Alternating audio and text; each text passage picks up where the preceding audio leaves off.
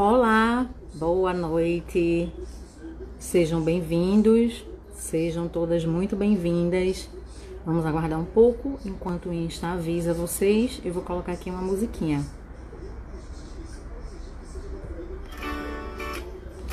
E hoje a nossa conversa vai ser sobre como não permitir que a ansiedade atrapalhe o seu relacionamento. Seja bem-vinda, Elinete, muito obrigada por estar aqui. Boa noite. Seja bem-vinda, Janaína. Boa noite. Vamos aguardando. Olá, Lina, bem-vinda. É um prazer tê-las aqui. Muito obrigada pela presença de cada uma de vocês. Fiquem à vontade para participar, para perguntar, para tirar dúvidas. Eu vou ficar sempre atenta aqui ao comentário de vocês. Boa noite, Ivan. Eu vou ficar então aqui sempre atenta ao comentário de vocês para responder o máximo de dúvidas, certo? Só me confirmem. Olá, Gessina. Boa noite. Seja bem-vinda. Eu vou só perguntar se vocês estão me ouvindo, me vendo bem. Olá, Janaína. Olá, Ramos RPT. Boa noite. Estão me ouvindo, estão me vendo bem. Coloquem aí um legalzinho, só para eu saber que tá tudo ok. Ótimo, obrigada, Ivan. Então, já vou desligar aqui o nosso som, uma vez que vocês já estão me ouvindo, me vendo bem, e que nós podemos começar, então, a nossa conversa de hoje.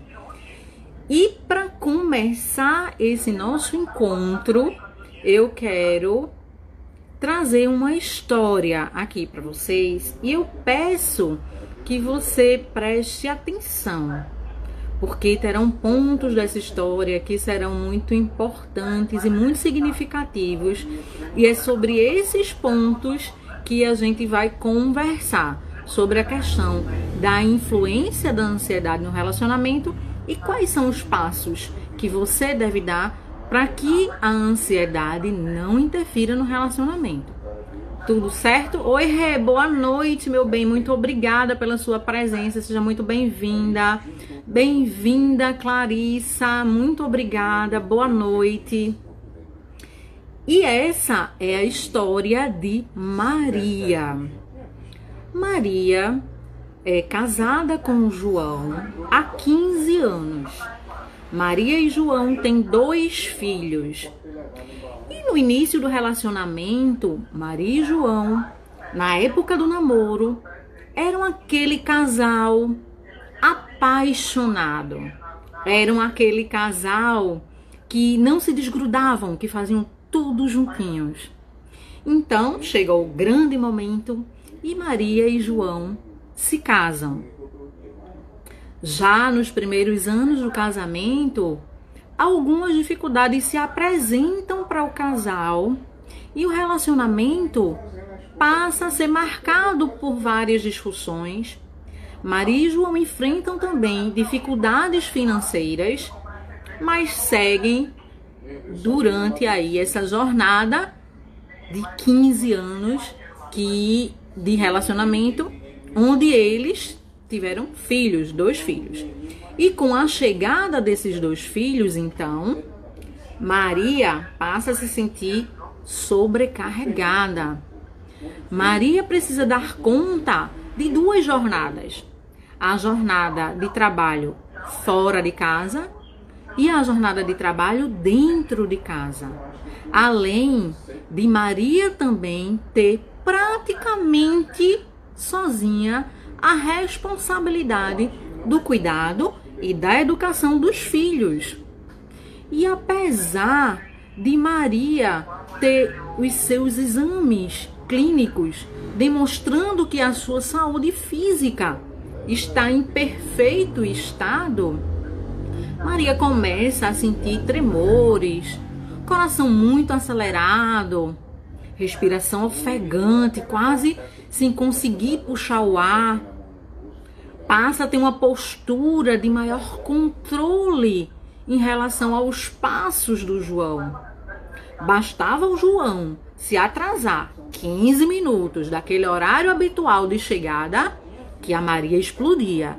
E quando isso acontecia em período de TPM, então, imaginem o tamanho dessa discussão.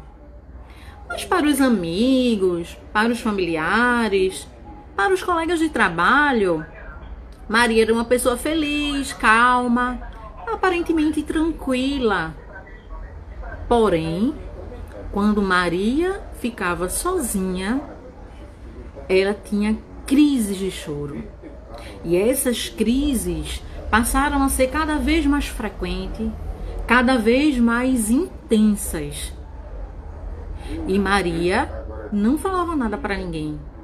Ela achava que aquilo era dela e ela precisava carregar aquele fardo, aquela dor sozinha. E o tempo vai passando e esses sintomas que a Maria vai sentindo, eles passam a se intensificar e, sobretudo, passam a se apresentar no relacionamento de Maria e João. O João já não se sentia mais parte da história no relacionamento. E aí, a Maria, cada vez mais triste, passou a se perguntar: por que eu?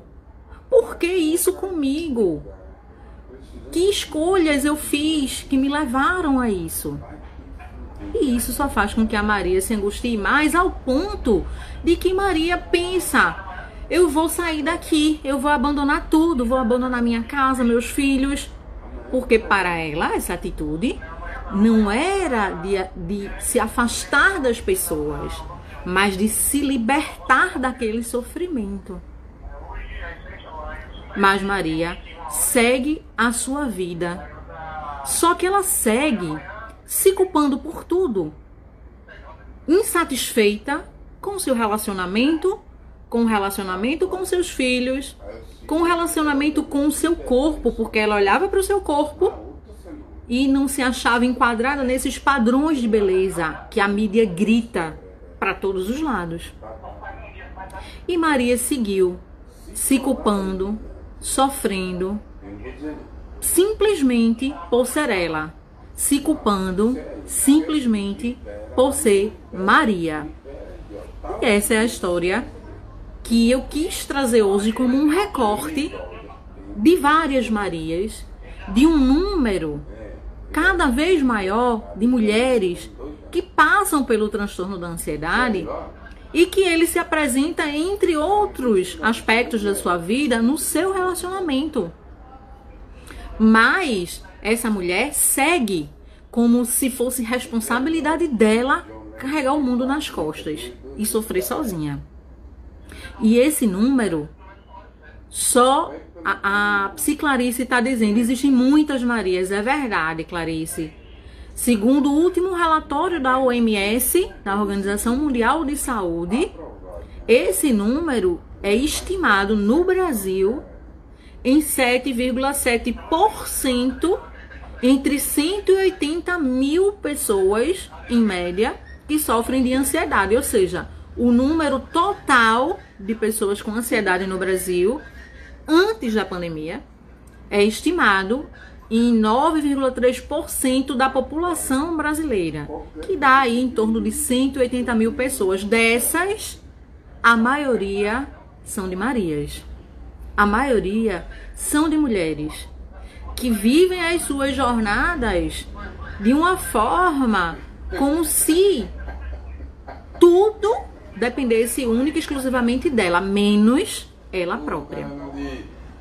E é sobre alguns pontos dessa historinha, que não é uma história real, é apenas um recorte com pontos reais, mas não é de nenhuma pessoa real e ao mesmo tempo de várias Marias, como a Clarice colocou aqui, para retratar um pouco do cenário das mulheres que passam pelo transtorno de ansiedade. que é esse número estimado aí de 7,3%. Mas antes de prosseguir, eu gostaria de ouvir a sua opinião. Eu vou fazer uma pergunta e é muito importante a sua resposta para mim. Para você, de quem é a culpa por tudo que aconteceu com Maria? Por essa trajetória, por estar com esse desafio da ansiedade e esse desafio se apresentar em vários setores da vida dela e principalmente o que a gente vai trazer hoje, que é o tema da nossa live, no relacionamento. Me falem aqui para eu saber o que é que vocês estão pensando, de quem é a culpa em relação à história da Maria. Falem um pouquinho aqui para mim. Olá, Lela. Olá, Lela. Oi, que saudade és tu. Eu nem estava te reconhecendo. Que honra. Boa noite. Cadê Matheus? Seja muito bem-vinda, Lela. É um prazer ter você aqui, viu? Então, de quem é a culpa? Da ansiedade da Maria, do relacionamento não ser aquele relacionamento, né? Do início, do namoro, da tampa e da panela. O que vocês acham? Enquanto vocês vão pensando, eu vou trazer aqui alguns pontos específicos sobre essa questão. E o primeiro deles é sobre essa questão da culpa. Quando você passa a se perguntar por que eu escolhi isso, por que eu estou nessa situação, é como se você estivesse se culpando por estar naquele lugar, como se ao escolher outra coisa você não tivesse passado exatamente por aquilo, e isso pode até ter uma parcela de verdade, ok, mas toda escolha ela traz uma consequência. Se não essa, poderia ser outra. Se essa outra seria melhor ou pior, a gente não vai saber. Por quê? Você está buscando a solução de uma culpa num lugar onde você não tem gerência, onde você não pode controlar, que é no passado. Então, a primeira coisa que eu quero te pedir é: faça as pazes com o seu passado, se perdoe, faça as pazes com você mesma. Você agiu e tomou as decisões que tomou na sua vida baseado naquilo que você sabia e conhecia na época em que você tomou a decisão. Talvez se fosse hoje você tivesse tomado outra decisão e tá tudo certo. É isso que é a vida. É a gente seguir aprendendo com as nossas escolhas. A gente seguir crescendo e se desenvolvendo. Então, se perdoe, se acolhe, se aceite. Porque você não vai encontrar a solução para o seu presente nem para o seu futuro no passado. Você vai, sim, trabalhar o hoje para plantar um amanhã ainda melhor. Então, esse é o primeiro ponto que eu gostaria de chamar a sua atenção. Se perdoe, não haja como se a culpa fosse sua. Ah, mas o relacionamento não tá bom, o meu corpo não tá bom, relação com meus filhos, eu não sou uma boa mãe. Existe muito esse questionamento, principalmente a mulher que trabalha fora, porque ela acha que a responsabilidade só da educação dos filhos é única e exclusivamente dela. Isso não é verdade. E aí você se cobra de ser essa super mãe, essa super mulher, essa super profissional, essa super esposa, essa super tudo, e ainda de se enquadrar nesses padrões ditados por essa mídia. Então não faça isso com você. Se acolha, se aceite, faça os pazes com você, com seu corpo, com as suas escolhas e decisões. E passe sim a se trabalhar, a crescer e se desenvolver de uma forma que a partir de agora você vai conseguir ter melhores resultados na sua vida e no seu relacionamento de uma forma particular, que é o tema da nossa conversa de hoje, certo? Então, não se culpe. Se o relacionamento não tá legal, existem outros pontos que a gente vai falar aqui, não é culpa sua. Não se culpe pelas suas escolhas, não se culpe pelo seu passado e trabalhe o seu presente para que o seu futuro seja cada vez melhor. Segundo ponto que eu quero destacar aqui. Oi, Alexandra, boa noite, seja bem-vinda. É em relação a essa atitude de excesso de controle dos passos do outro. O excesso de controle no relacionamento é uma forte característica do transtorno de ansiedade. Não quer dizer que é único, mas como nós estamos falando aqui sobre a ansiedade no relacionamento, esse excesso de controle é uma das características. Porque o controlar os passos do outro para a pessoa ansiosa significa controlar o resultado do futuro do relacionamento. Ela quer que aquele relacionamento continue, ela deseja isso, e a forma de ela conseguir isso é através do controle. A lógica utilizada é essa: se eu controlar os passos do outro, então eu vou manter a minha relação, eu vou evitar que ele faça ou se envolva com outras pessoas e que ele permaneça na relação comigo. E nessa lógica ela não é consciente.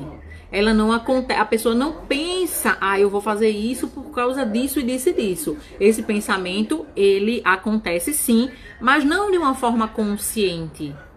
A pessoa só passa a se dar conta no momento que ela começa a trabalhar essas questões e enxergar que ela está agindo assim. Porque até então, para ela, de acordo com as lentes que ela utiliza para enxergar ela própria, o outro e o mundo e o futuro, nessa ótica, para ela está tendo uma atitude protetiva. E aí, quando essa atitude gera sufocamento do outro, desgaste da relação, existe o sofrimento, porque a pessoa está tendo uma atitude de proteger, mas o resultado está sendo totalmente o contrário. E aí é um conflito. E aí é onde acontece o sofrimento, onde o comportamento da comunicação agressiva não no sentido de eu falar palavras agressivas especificamente, mas de eu usar um tom de voz agressivo, uma postura agressiva, até me calar em certas situações pode ser um ato de agressividade. Então é comunicação agressiva nesse sentido, com atitudes, com palavras, com a forma global da comunicação. E isso está muito atrelado a essa questão do excesso do controle e de não conseguir esse resultado que ela projeta que é o ideal. E falando em projetar o que é o ideal, vem aí a questão do sufocamento do outro.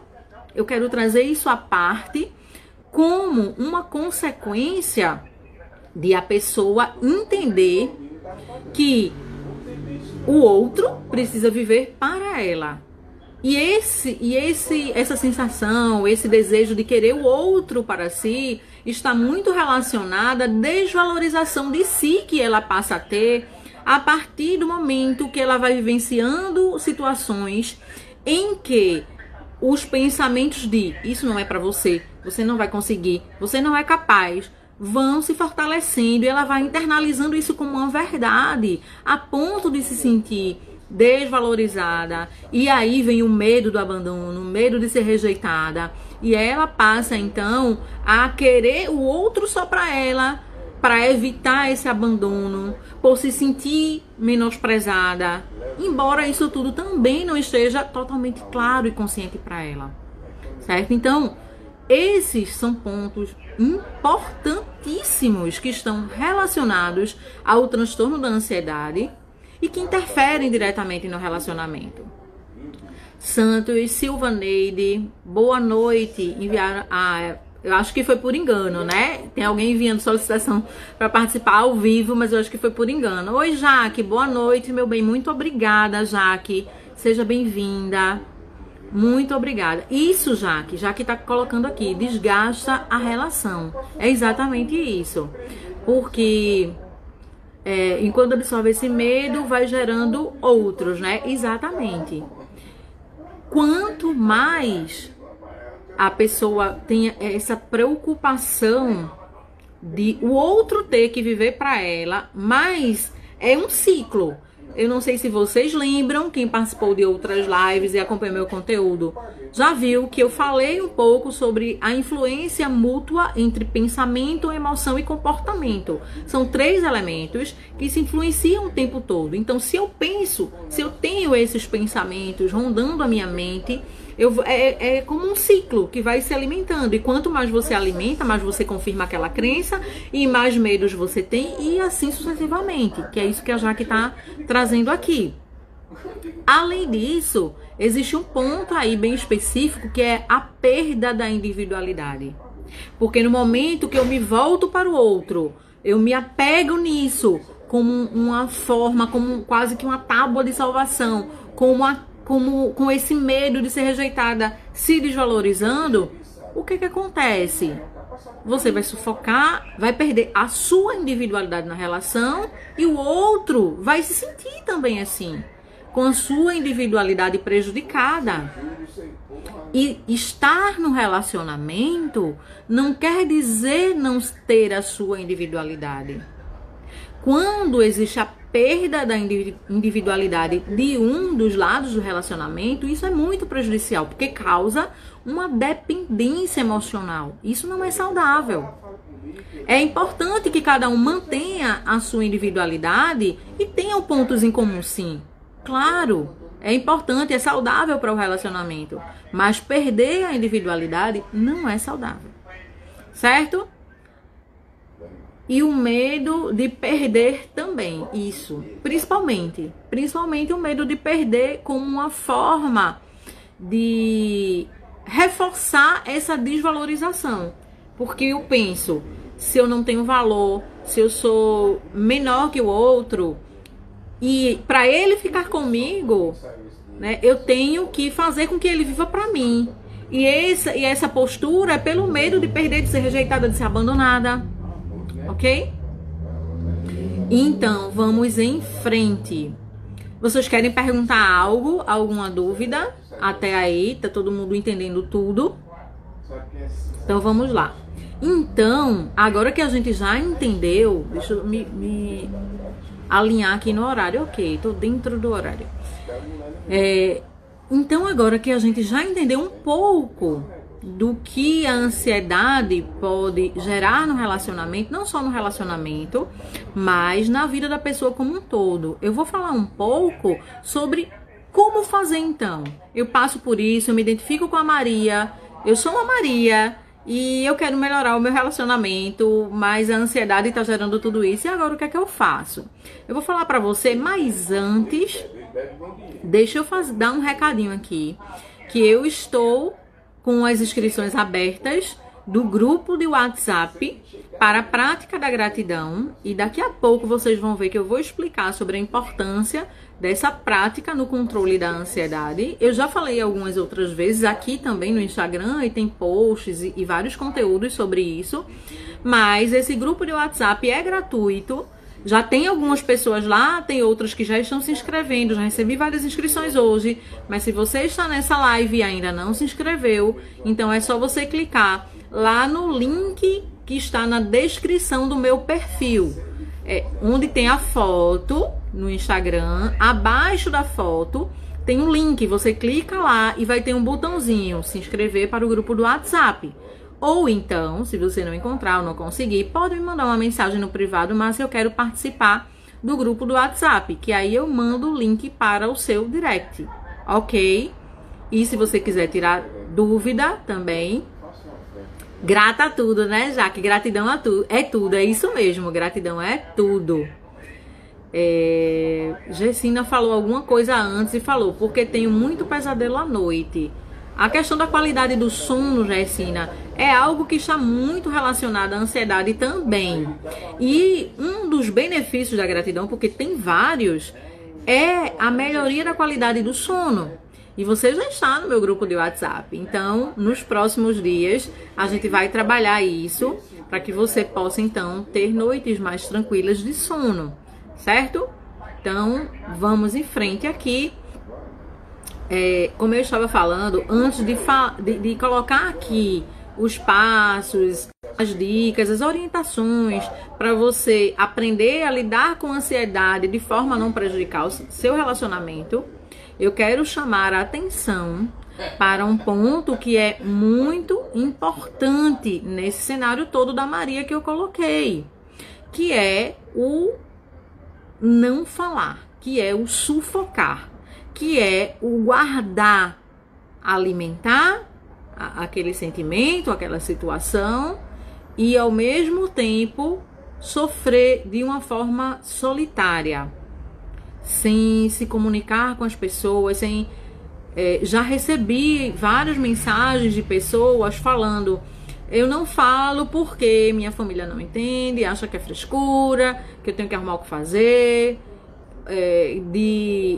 o parceiro também criticar e tudo mais, e tudo bem. Se você não consegue, no seu ambiente, de uma forma geral, ter esse suporte de fala, é importante você buscar ter cuidados diários com a saúde mental, participar de grupos como esse, por exemplo, grupos de WhatsApp.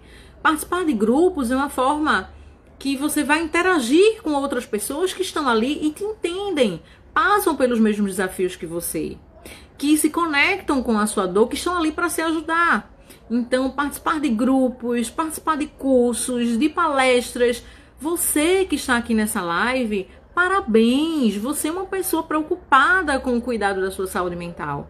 Você está aqui no dia 11 de junho, véspera do Dia dos Namorados, comigo, desde as 29. Então, você é uma pessoa que já está dando passos importantes. E esse cuidado com a saúde mental, ele faz parte de uma construção. Porque, percebam que nós não somos educados com esse olhar de cuidado da saúde mental, muito pelo contrário. Essa questão do cuidado da saúde mental, ela é desconstruída. Além de ela não ter a devida importância, ela é minimizada, é como se não existisse. Eu já tive pessoas que falaram assim: não, mas isso é coisa da minha cabeça, isso não existe. Mas o seu psicológico, ele existe. Ele está aí dentro de você, ele faz parte de você.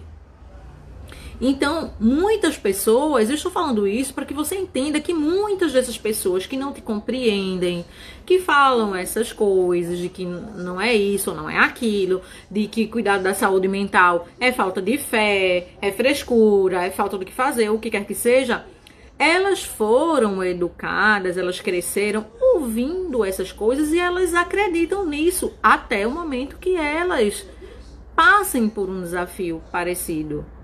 Então, não fiquem magoados, não fiquem tristes, mas procure outras formas de colocar essa dor para fora.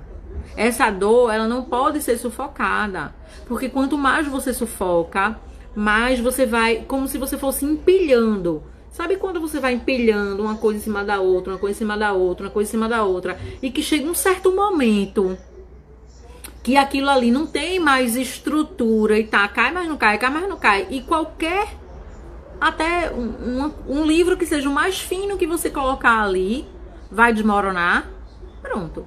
É mais ou menos esse mecanismo. Você vai empilhando dor, acumulando dor, vai chegar um ponto, como um copo, por exemplo, que vai transbordar de alguma forma.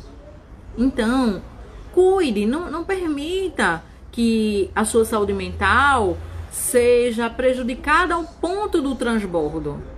Cuide para esvaziar essa dor de todas as formas que você puder. Fazer terapia é uma das melhores formas? É uma das melhores formas, sim.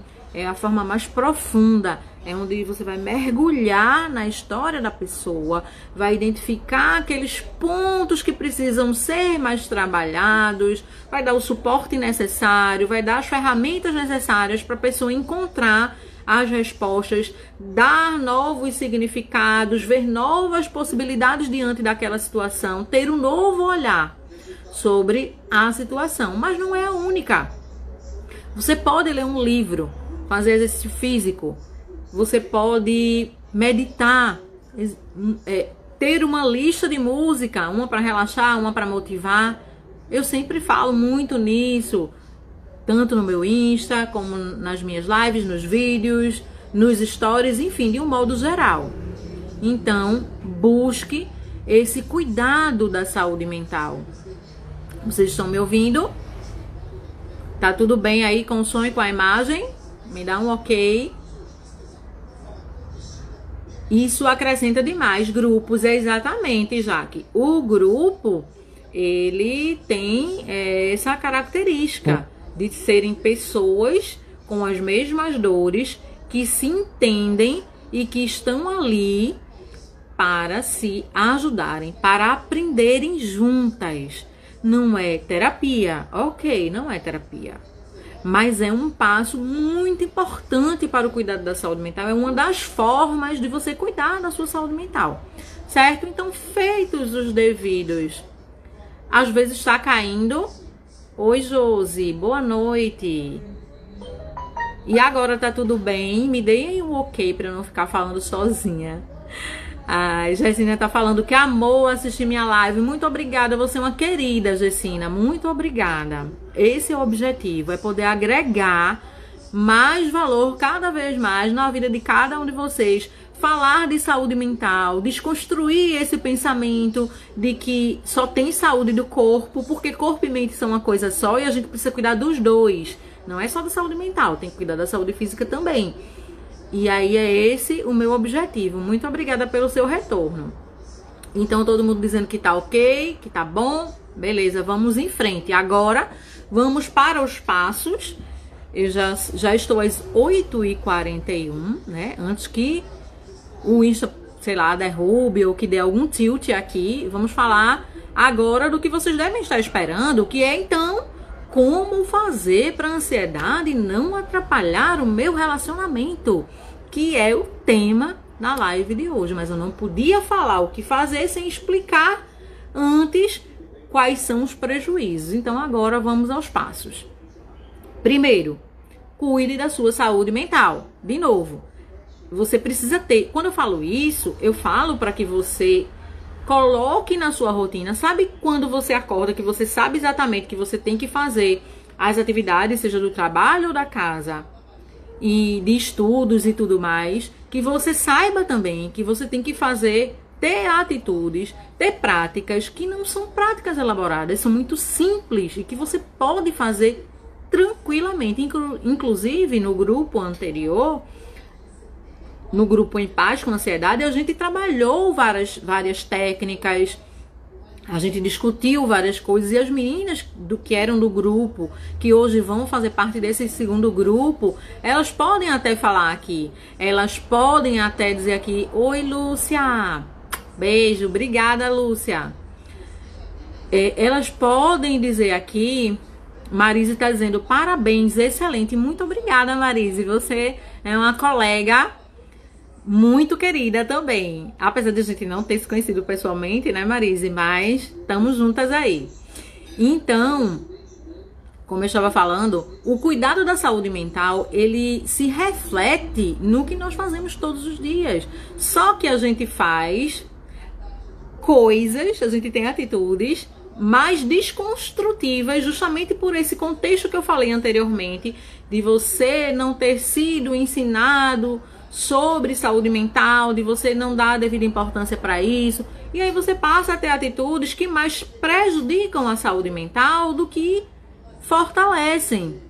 Então, começar a desconstruir isso parte de você ter atitudes na sua rotina. Então, seja meditação, seja respiração diafragmática, seja através do exercício físico, unindo as duas coisas, através de livro. Existem várias formas. Assistir vídeos, filmes, desde que eles tenham essa intenção de cuidar da sua saúde mental, já é um passo muito importante. E é uma construção. Você foi construído dessa forma que você é hoje. Para você se construir de uma outra forma, vai levar um tempo também. Não acredite que existe passe de mágica. Se alguém te disser, faça isso hoje, que amanhã você vai ser uma pessoa diferente, isso é mentira, não existe. Isso depende de uma constância, depende de você ser persistente, porque vai ter dia que você vai querer fazer aquela prática e vai ser mais desafiador. E você pode ter que ajustar algo para fazer. Então você precisa ser persistente e ser constante e fazer todos os dias. E aí você vai começar, então, a ter benefícios, a ver esse resultado na prática. E praticar a gratidão é um desses hábitos que trazem muitos benefícios. A gratidão, ela é estudada principalmente pela psicologia positiva. E existe um pai da psicologia positiva, é o Martin Seligman, mas existem muitos outros teóricos.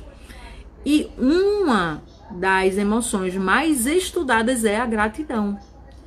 E a gratidão já foi comprovado, mais do que comprovado, cientificamente, com várias imagens de pessoas que participaram desses estudos, do antes e do depois, da imagem do cérebro daquela pessoa. Então já foi comprovado cientificamente que essa prática, ela tem o poder de ativar áreas cerebrais relacionadas ao bem-estar subjetivo, que são a felicidade, que são a motivação, que libera substância, influencia na liberação de uma substância muito importante, que é a serotonina. Então melhora a qualidade do sono, melhora a socialização, então melhora também o relacionamento. Então vejam quantos benefícios que tem a gratidão, certo? Então, mais uma vez reforçando e fazendo o convite, participe do grupo do WhatsApp da prática da gratidão, para você ter aí na prática esses benefícios acontecendo em você. E além disso, desses cuidados, desses cuidados de adquirir esses hábitos saudáveis, de cuidado com a saúde mental, você precisa fazer as pazes, o que eu já falei antes, mas que é muito importante, por isso eu estou trazendo novamente, fazer as pazes com o seu passado. Não se culpe pelo que aconteceu, pelo que está, da forma que está hoje a sua vida, mas entenda que você pode agir sobre o hoje para ter resultados melhores amanhã. Isso significa ter autorresponsabilidade. A autorresponsabilidade não é culpa. A autorresponsabilidade é eu saber que tem coisas que eu tenho controle e eu não posso fazer nada sobre elas. E tem coisas que eu tenho controle e eu posso e eu vou agir de uma forma a alcançar os objetivos que eu quero para minha vida, para o meu relacionamento como um todo, certo? Terceiro passo: exercite a compaixão, não só a compaixão, mas a autocompaixão, porque muitas vezes você tem atitudes de compaixão com o outro, então você tem atitudes de compaixão com o seu cônjuge, com o seu parceiro de relacionamento, e você não tem autocompaixão consigo mesmo. Então, está muito relacionado ao que falamos sobre a individualidade. E sobre você olhar para si, você se valorizar e você se aceitar. Então, tenha essa atitude também no seu dia a dia de autocompaixão. Tudo bem até aí? Vocês querem perguntar algo? Estão tão caladinhas e caladinhos. Vamos em frente. Saia desse papel da super mulher. Lembre-se, você é apenas um ser humano. Você não precisa carregar tudo nas costas. Você precisa saber que você tem que fazer o que você pode fazer da melhor forma que você puder naquele momento, respeitando a sua limitação, respeitando o seu bem-estar, se respeitando, certo? Então, saia desse papel aí, dessa super mulher, porque isso não vai levar a nada. Pare de procurar culpados. Essa pergunta que eu fiz, que a Maria se fez no final da história.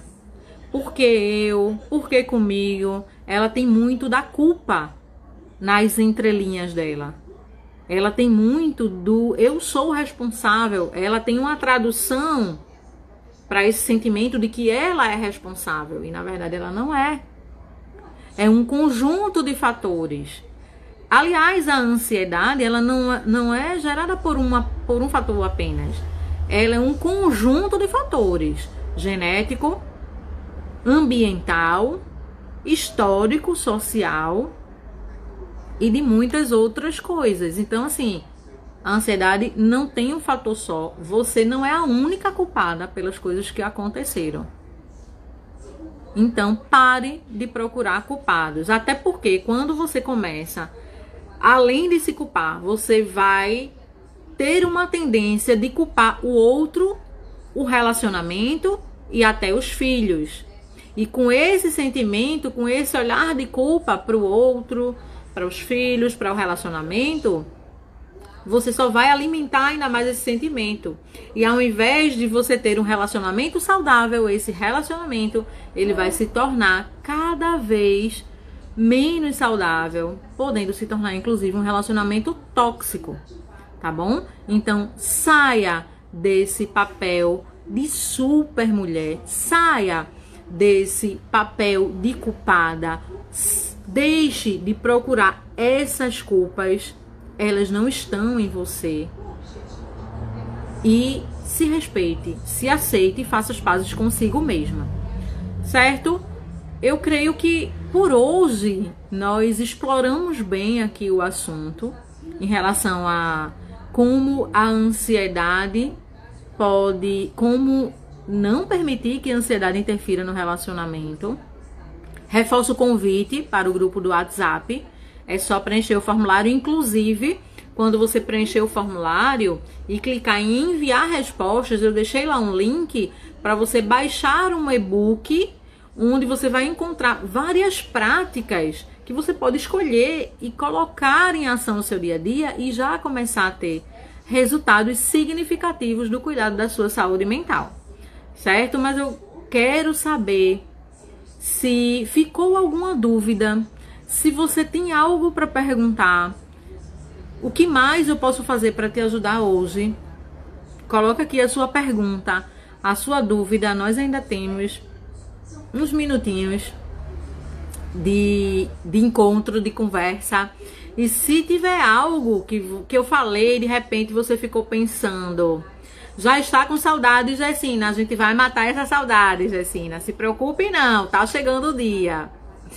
Elinete está falando, parabéns, doutora Márcia, live excelente. Muito obrigada, Elinete. Eu agradeço a sua presença, a presença de cada pessoa aqui nessa live. Lembrando sempre que o meu objetivo é poder te ajudar a entender e cuidar da saúde mental, poder dar passos importantes. Lembrando que não tem varinha mágica, não tem passo de mágica, mas sim que nós podemos construir a nossa felicidade, cuidar da nossa saúde mental através desses pequenos gestos. Inclusive, quero falar de algo importante, que é o cultivo das emoções positivas. Cultivar emoções positivas. E o que é isso? Eu saber quais são as emoções positivas, mas saber também que eu tenho emoções positivas e negativas e eu preciso de todas elas. Às vezes, você pode se pegar se lamentando por estar sentindo ou sofrendo algo. Quando, na verdade, esse sentimento de tristeza, esse sentimento de raiva, ele faz parte de você. E você precisa vivenciá-lo. A diferença é você não se deixar contaminar e levar por esse sentimento, por esse ou por qualquer outro, mesmo que seja uma emoção positiva. É importante você vivenciar a emoção, mas com um olhar de aprendizado. Então sempre se pergunte, diante de uma emoção negativa ou positiva, o que é que eu aprendi com isso? Mas principalmente das emoções negativas, porque elas abalam mais. Mas veja sempre essas emoções negativas, esses momentos desafiadores como oportunidades de você colocar em ação as suas forças pessoais. Será que você sabe quais são as forças pessoais que você tem e que você pode utilizar no seu dia a dia? Então é isso. Cuidar da saúde mental, cuidar da nossa felicidade, construir a nossa felicidade tem uma relação com algumas mudanças que a gente precisa fazer na nossa vida, mas que lembre, nós não fomos orientados sobre isso. Infelizmente, eu particularmente, eu acredito que todas as crianças, que todos nós desde criança, deveríamos ter aprendido sobre inteligência emocional, minimamente. Eu acredito que inteligência emocional, de uma forma mínima, já é algo muito importante e que todos deveriam passar por esse aprendizado. Certo? Lena, por que não consigo perdoar os que me ferem? Isso é ruim para mim? Lena, você não consegue perdoar as pessoas que te magoam porque de alguma forma essa atitude dessas pessoas está, posso dizer, sendo até que um reflexo de você mesma. Muitas vezes o que o outro faz pra gente tem muito a ver com o que a gente percebe, como a gente reage ao outro. Só que isso não tá claro, não tá consciente pra gente. E aí a gente se pega nesse não perdoar. Você tá perguntando se isso é ruim pra mim? Não posso te dizer que é algo bom. É importante a gente saber compreender. E isso também depende muito do que são essas coisas que estão sendo feitas. Existem situações que são mais desafiadoras, mais difíceis de a gente aceitar e perdoar. Mas que quando devidamente trabalhadas, a gente consegue sim perdoar. Então é importante que você trabalhe essas questões. E não quer dizer que você é culpada pelas pessoas te ferirem, tá? Não dê essa interpretação. Isso quer dizer que está muito relacionado até com a expectativa que eu tenho em relação ao outro. Então eu posso estar idealizando algo em relação ao outro e ele não conseguir me corresponder. Ele não conseguir atender aquela minha demanda. E daí eu me sinto magoada com isso. Entendeu? Então é importante alinhar expectativas. É importante conversar. É importante explicar para o outro e dizer para o outro como você está se sentindo, inclusive. E um ponto importantíssimo, inclusive, no relacionamento, de um modo geral, para você melhorar um relacionamento, é manter a comunicação assertiva, nem passiva, eu aceito tudo, engulo tudo, calada e não digo nada, e nem agressiva, onde você explode, você tem uma atitude, uma postura agressiva, mas assertiva. E ser assertivo quer dizer exatamente isso, comunicar o que está sentindo sem magoar o outro. Então, se a pessoa te feriu, você chama a pessoa, conversa em particular e explica como você está se sentindo diante daquilo. Até porque, às vezes, a pessoa nem percebeu que te magoou. Entende? Então, assim, tem várias questões envolvidas nisso que você perguntou, mas de um modo muito geral eu posso dizer isso.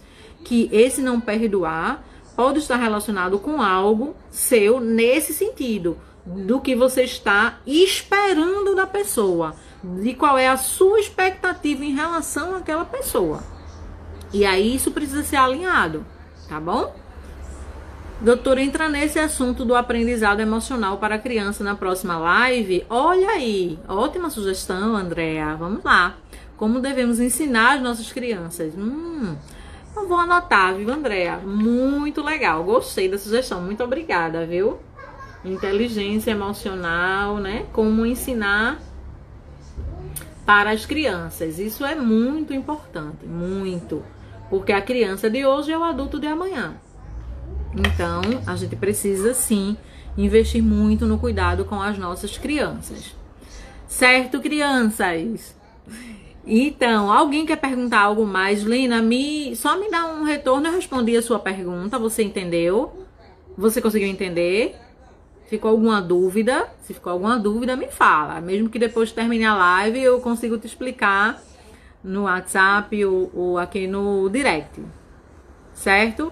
Então, nós estamos aqui às 20h59. Faltam só alguns minutinhos. Eu quero agradecer a sua participação. Te agradecer por estar aqui, por estar interagindo comigo. Esse momento é preparado com muito carinho para você, para te trazer o melhor e para poder te proporcionar esse momento de cuidado da saúde mental. A Andréa está falando que diante da pandemia eles estão sentindo os efeitos, também assim como nós, exatamente. Entendeu, Lena? Ótimo, então tá bom. Que bom que eu consegui explicar para você. Então, Andréa, de fato, isso é uma demanda também, né, em relação às crianças, porque eles não conseguem entender como a gente exatamente o que está acontecendo. Para eles é tudo muito confuso.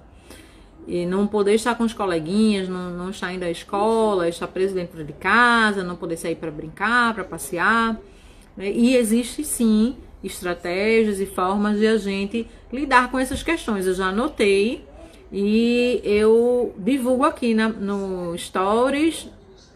Normalmente eu não faço post, eu só coloco nos Stories o tema da próxima live, mas pode ser sim esse, tá bom? E aí a gente vai conversando.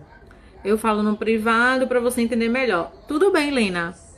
Ok, combinado então, tranquilo. Meninas, meninos, muito obrigada. Que todos e todas tenham um excelente final de noite, uma noite de sono revigorante, uma sexta-feira e um final de semana também maravilhosos. Se amem, se apreciem, se cuidem, estejam na companhia de vocês mesmas e curtam essa companhia. Lembrem, o primeiro relacionamento tem que ser com você mesma, tá bom? Um beijo, muito obrigada e até a próxima quinta.